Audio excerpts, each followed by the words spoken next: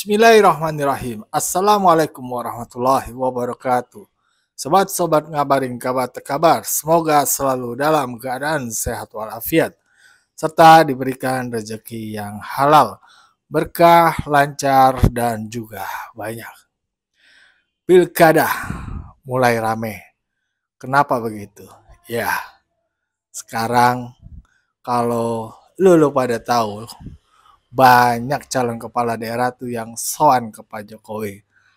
Hanya sekedar minta saran, pendapat, silaturahmi, ataupun restu. Kenapa begitu ya? Magnet Pak Jokowi begitu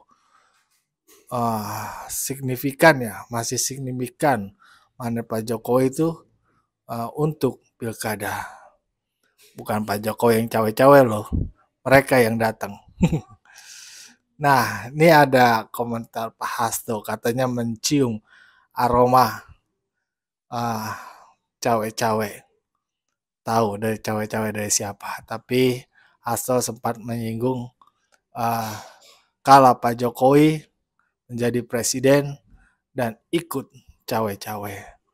Dan juga ada tanggapannya dari Bapak bukan partai politik. Kalau gue yang ngejelasin kan ribet. Karena ya ilmunya beda lah. Nah, mari kita simak saja videonya. Let's go. Tanggapan PDIP tentang netralitas TNI Polri, terutama di Jawa Timur dalam menghadapi pilkada ini, Pak. Kami mendapat laporan oleh Bung Roni adanya oknum-oknum aparatur negara yang mencoba dikerahkan dengan mengulang apa yang terjadi di dalam Pilpres. Tetapi rakyat sudah cerdas. Perlawanan terhadap watak-watak kekuasaan otoritarian populisme yang ditunjukkan oleh Pak Jokowi ini kan sekarang sangat meningkat.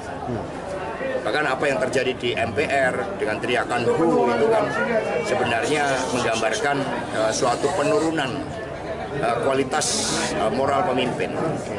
Maka rakyat sudah cerdas sehingga intimidasi tidak akan berguna, apalagi kalau intimidasi itu bagi kepala desa. Karena kepala desa itu menunjukkan kepemimpinan yang otonom, kepemimpinan yang independen, kepemimpinan yang berada di tengah rakyat. Ketika kepala desa saja diintervensi, diintimidasi, maka rakyat itu akan bergerak. Maka strategisnya untuk mencegah hal itu? Ada Pak Roni, kami ajak untuk merekam, kemudian melaporkan ke Bawaslu, kemudian juga membangun kesadaran rakyat, pendidikan politik bahwa pemilu ini harus mencerminkan kualitas demokrasi yang sebenarnya. Ini untuk membangkitkan berbagai pesimisme akibat kecurangan di masa lalu, akibat campur tangan cawe-cawe dari Presiden Jokowi. Baik teman-teman, kita kembali membincang tentang persoalan pilkada ya, yang kelihatannya Partai Demokrasi Indonesia Perjuangan ini agak sedikit tiarap ya, tidak sedikit tiarap, maksudnya memang agak sedikit merem-rem diri untuk berbicara, apalagi quote menggonggong ya pihak-pihak tertentu.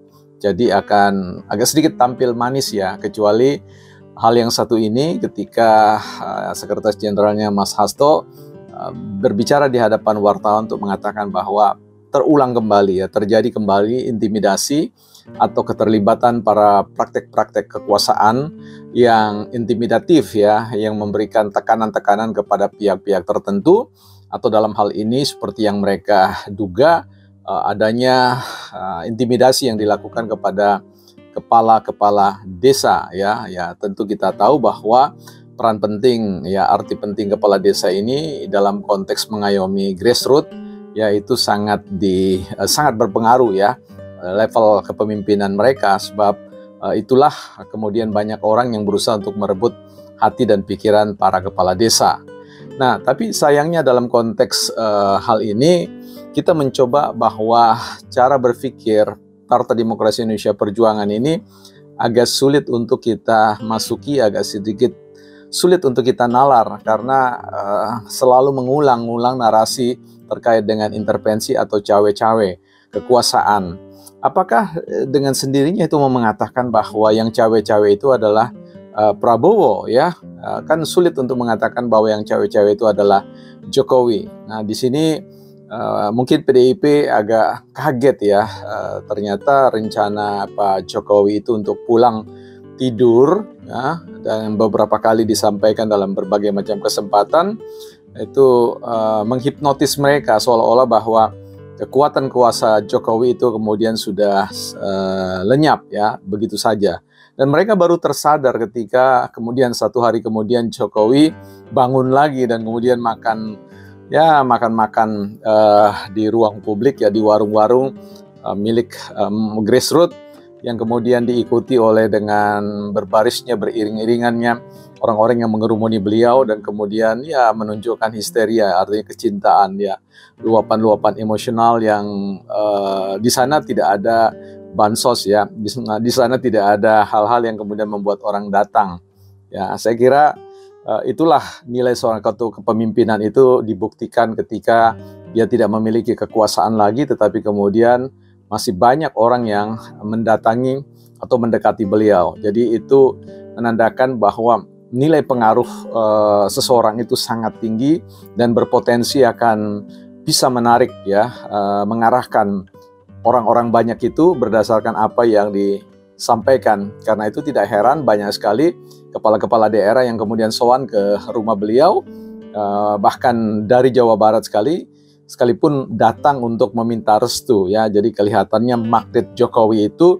tidak pudar ya, dan bahkan semakin kencang ya, terlihat dari bagaimana beliau datang dengan polarisasi yang model-model yang sama, maksud saya sederhana, makan-makan, duduk-duduk, nonton-nonton, yang kemudian dikerumuni oleh banyak orang. Dan ini menandakan bahwa who is the real leader ya. Siapa sesungguhnya pemimpinnya ya. Ternyata kita bisa melihat bahwa kalau di head to head dengan Bu Megawati, saya khawatir bahwa magnetnya Bu Megawati sudah mulai menghilang ya, dan ini akan berbahaya bagi wilayah Jawa Tengah yang akan bertarung untuk memperebutkan gengsi, karena bagaimanapun juga ini rumahnya Banteng, ini kandangnya Banteng ya. Dengan kehadiran Jokowi tentu ini tidak mengenakan semua orang, sehingga dalam pendekatan perspektif yang disampaikan oleh beberapa ahli mengatakan confirmation bias, PDIP mencoba untuk mencari ya teori-teori atau penjelasan-penjelasan yang bisa dicocok logikan ya, bahwa memang kalau mereka kalah nanti ya sekali lagi argumentasinya menjadi jelas bahwa mereka dikadalin ya, artinya ditanduk dari belakang ya, mungkin oleh kekuasaan, bukan ditanduk oleh bantengnya sendiri, tapi mungkin ya oleh bantengnya sendiri, karena memang banyak sekali kader-kader PDIP yang punya power, punya pengaruh yang besar itu di belakang dalam konteks kontestasi politik yang berbaris pada pihak-pihak Pak Jokowi ya. Sekalipun itu kita tahu Pak doktor kita yang baru ini, Doktor Authoritarian Populism, dengan teorinya selalu ingin mengatakan bahwa ini adalah pekerjaan kekuasaan ya. Saya tidak yakin ya di era sekarang. Kalau di masa-masa yang lalu mungkin saya masih bisa menyetujui apa yang Dr. Hasto katakan, tetapi saya kira pada masa sekarang, pada era sekarang, bahkan ketika pasca pemilu yang kemarin itu, saya masih melihat bahwa apa yang kemudian muncul di hadapan ruang publik kita itu adalah merupakan respon atau reaksi atau katakanlah tanggapan publik yang datang dari lubuk hati mereka yang paling dalam, bukan disuapi oleh bansos atau apapun, diintimidasi oleh kekuatan ya, otoritarian seseorang ya. Saya kira teorinya Mas Hasto itu perlu kita tolak ya, karena itu didesain ya, diformulasi dari sebuah kesadaran untuk dipakai sebagai senjata untuk menyerang Jokowi. Karena itu secara pribadi ya saya meragukan, saya quote, motif dari kehadiran teori populisme ya, authoritarian populisme.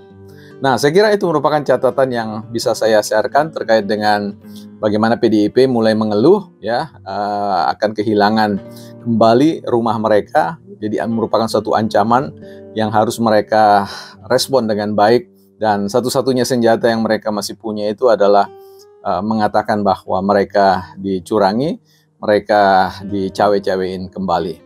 Benarkah Jokowi ya cawe-cawe terkait dengan pilkada Jateng atau pilkada-pilkada yang lain? Saya sih rasa-rasanya tidak ya. Ya, tadi begitulah apa kata Hasto tentang adanya diindikasi adanya tekanan atau ikut-ikutan lah dari pemerintah atau penguasa.